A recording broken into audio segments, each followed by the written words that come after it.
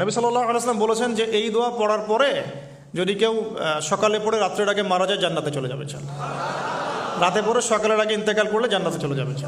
আমি ইস্তেগফারের আপনাদেরকে 2-3টা দোয়া শিখাই দেই আগে ছোট্ট করে।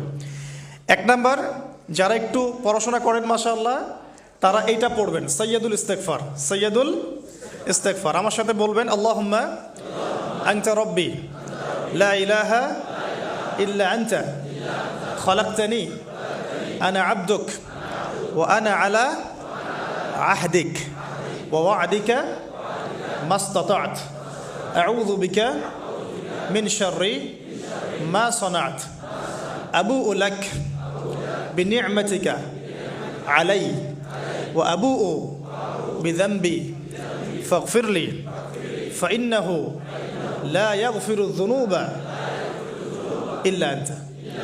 এই যে আমরা গত লেকচারে বলেছিলাম